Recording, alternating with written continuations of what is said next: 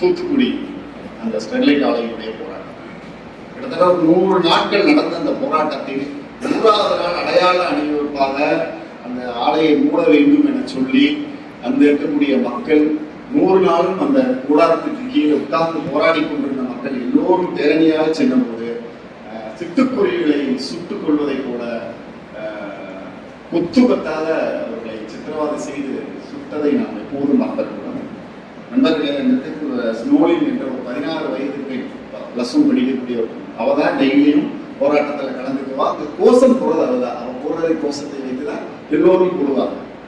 இந்த அதிகார வர்க்கம் கார்பரேட் நலனுக்காக மட்டுமே இயங்கிக் கொண்டிருக்கக்கூடிய ஒரு வர்க்கம் எவ்வளவு கொடூரமிக்க அரசாக இருக்கும் என்பதற்கான நேரடி சாட்சியம் என்பது ஸ்னோலினுடைய மரணம். அவள் தான் எப்போதும் கோஷம் போடக்கூடிய கோஷத்தை துவக்கி வைக்கக்கூடிய ஒரு குழந்தையாக இருக்கும்போது அந்த குழந்தை என்பது அரசு பயங்கரவாதத்திற்கு எவ்வளவு பெரிய சிக்கலாக இருக்கிறது என்பதை நாம் புரிந்து கொள்வதற்கான இடம். எல்லோரையும் சுடும் பொழுது அந்த பொண்ணை மட்டும் வாயை பார்த்து தான் சுட்டாங்க. எவ்வளவு கவனிச்சியும் தெரியும். அந்த குழந்தையை நோக்கி அந்த சைபர் ஷாட்ல அடிச்ச போது வாயை நோக்கி சுட்ட குண்டு தலையினுடைய பின்பகுதி வழியாக வெளியே கண் முன்னால் ஒரு 16 வயது குழந்தையை நாம் கார்பரேட்டுக்கு எதிரான போராட்டத்தை அள்ளி கொடுத்துதான் நாம் இந்த களத்தை எதிர்நோக்க வேண்டியது. இங்க பேசக்கூடிய அனைத்து தோழர்களும் எல்லோரும் இந்த சமூகத்தை அடுத்த தலைமுறைக்கு இந்த சூழலை கொண்டு போய் நல்லபடியாக சேர்க்க வேண்டும் என்ற அக்கறையோடு தான் பேசிக்கொண்டிருக்கிறோம். இந்த அக்கறை என்பது சாமானிய மனிதனுக்கு இருக்கக்கூடிய அக்கறை போல ஒரு அரசுக்கோ கார்பரேட் நிறுவனங்களுக்கோ ஒருபோதும் இருக்காது. முடாத மனிதன் பேசக்கூடிய பல செய்தி என்பது பெரும் அதிர்ச்சியான செய்தி. அவர் செய்த பல வேலைகளும் சேர்த்து சொன்னார். அது குற்ற உணர்வுல இருந்து செய்யக்கூடிய வேலை.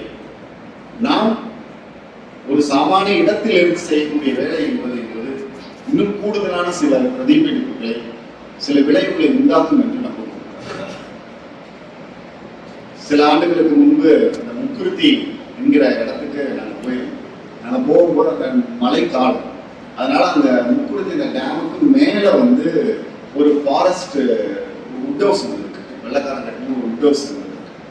அதுக்காக தான் நானும் ஆனந்தத்தோட ஒரு 7-8 பேர் நம்ம சுற்றுச்சூழல் ஆர்வலர்கள் எல்லாம் சேர்ந்து நாங்கள் அப்படி போகும்போது இரவு ஒரு 6 மணி என்பது ஆயிடுச்சு. நாங்கள் அந்த இதுகிட்ட கீழே டேமுக்கிட்ட போகும்போது மேலே போகும் என்னன்னா அந்த பாலம் அடிச்சுட்டு போயிடுச்சு. இந்த ஜீப்பு போக முடியாது, ரிட்டர்ன் கிளம்புன்னு சொல்லிட்டாங்க. இல்லை நாங்கள் நடந்தே போயிடலாம். நான் அவர்கிட்ட கேட்குறோம். டிரைவரும் அந்த கூட இருந்த அந்த சமையல் செய்கிற ஐஎஸ்ஓ ரொம்ப risk sir, deep forest sir, உள்ள டைகர்லாம் சுற்றுற ஏரியா நிறைய இருக்கிறது முடியாதுன்ட்டாங்க. அவர்கிட்ட அப்படி பேசி கன்வின்ஸ் பண்ணி நடந்து போயிடலாம். வானா 1 மணி 6:15 பக்கம் ஆயிடுச்சு. சரின்னு எங்கள் தொல்லை தாங்க முடியாமல் நடந்து போகலான்னு இந்த மாதிரி பவர்ஃபுல்லான டார்ச்சரில் மொபைலில் இருக்கக்கூடிய டார்ச்சை வச்சுட்டு அப்படி நடந்து போகலான்னு ஒரு 10-20 நிமிஷம் நடந்தோடனே காடை பற்றி காடு ஒரு வினோதமான ஒரு நிலப்பரம். டக்குன்னு இருட்டாங்க. ஒரு 6:30 மணிக்கெல்லாம் பூமி இருட்டு. கிட்டத்தட்ட அந்த விண்டோஸ்க்கு போகிறதுக்கு ஒரு 11 கிலோமீட்டருக்கு மேலே நடக்க போகணும். வெறும் அடர்ந்த காடு.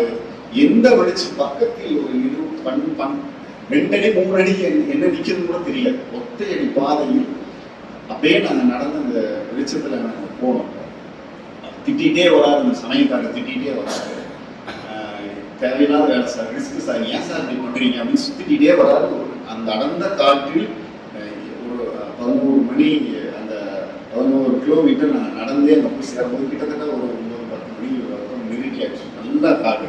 நல்ல காடு என்பது எப்போது தெரிஞ்சுன்னா விடிஞ்சதுக்கு பிறகுதான் தெரிஞ்சது. விடிய காலையில் எங்களுடைய அந்த கோட்டஸ்களுடைய 4-5 நரிகள் என்பது சாப்பிட்றதுக்காக அப்படி நடந்து வரும்போது தான் ரொம்ப டீப் ஃபாரஸ்ட் நம்ம இருக்கணும்னு வெளியே பார்க்கும்போது தான் எனக்கு தெரிஞ்சது எவ்வளோ ரிஸ்க் எடுத்து நாங்கள் உள்ளே வந்தோம். நம்மளுடைய முடிஞ்சது அன்று மாலை நாங்கள் அதே போல் நடந்து தான் கீழே வரோம். ஏன்னா வண்டி வராது, பாலம் உடஞ்சிருச்சு. நடந்து வரும்பொழுது அந்த சமையல் செய்து கொண்டிருக்கக்கூடிய அந்த ஜேம்ஸ் என்கிற ஒரு வயதானவர் என்னன்னா இது கூட தான் நடந்து வர்றார். கையில் ஒரு அறுவாள் சேஃப்டிக்கு அவரும் டிரைவரும் வச்சுட்டு தட்டிகிட்டே நடந்து கூட்டிகிட்டே வராங்க. வரும்பொழுது அவர் பாட்டு கடற்கடான்னு இறங்கி போனார் ஜேம்ஸ்ங்கிற அந்த சமயக்காரர். அப்போதே எனக்கு தெரிஞ்சு அவருக்கு வயசு ஒரு 60 இருக்கும்னு நினைக்கிறேன். நேராக போய் அவரு ஏதோ பல நின்றுச்சு, எல்லாம் தான் நடந்து போனோம். அவரு கண்ணில் மட்டும் என்ன மன்னிச்சு எல்லாம் மன்னிச்சு அவன் போய் அதை எடுத்து பேக்கில் வச்சுட்டு வந்தேன். நான் வந்ததுக்கப்புறம் கேட்குறேன் என்னன்னா அப்படின்னு சொல்லி நான் கேட்குறேன். அவருக்கு பேக்கில் கையில் இருந்து எடுத்து காமிச்சாரு. அந்த பலங்கிற காகிதம் என்பது 50-50 பிஸ்கட் சாப்பிட்டு அந்த உள்பக்கம் அந்த பளபளப்பு இருக்கக்கூடிய அந்த சில்வர் காகிதம் ஒரே ஒரு பேப்பர், தூண்டு பேப்பர். நான் கேட்டேன் ஏன்னா சின்ன பேப்பர், ஏதாவது ஒரு அனிமல் சாப்பிட்டுச்சுன்னா வயிற்றுல போய் மாட்டி செத்து போயிருக்கலாம். அவர் வந்து பின்னாடி வெளியே வந்து அந்த இதுக்கு வந்ததுக்கு அப்புறம் தான், சமதளத்துக்கு வந்ததுக்கு அப்புறம் தான் அவர் போய் தொட்டியில போட்டார். அந்த ஜேம்ஸ் என்பவர் நம்மை பொறுத்த வரைக்கும் ஒரு சாமானியன் தான். அவர் ஒரு குறியீடாக நாம் பார்த்தோம் என்றால் அந்த பெயரை நாம் கோவை சதாசிவம் என்று வைத்துக் கொள்ளலாம், சைது என்று வைத்துக் கொள்ளலாம், கௌசிகா நீர் பாதுகாப்பு குழு தோழர் என்ற பெயர்களை வைத்துக் கொள்ளலாம், மூணாவது மணிகண்டன் பெயரை வைத்துக் கொள்ளலாம், ஆனந்தன் பெயரை வைத்துக் கொள்ளலாம். இப்படி இந்த எளிய மனிதர்கள் மட்டும்தான் சில விஷயத்தை நாம் நகர்த்த முடியும், சில விஷயத்தை சமூகத்தில் சொல்ல முடியும். சொல்வதற்கான ஒரு பிரதியாக இந்த ஆரவழி மடைத்தொடரை நீங்கள் வாசிக்கும் பொழுது முனைவீர்கள் இன்னும் தொடர்ச்சியான படைப்புகளோடு இயங்கிக் கொண்டே இருக்க வேண்டும் என்று ராமையா சாருடைய மாவட்ட போலீஸ் ஆனந்தனுடைய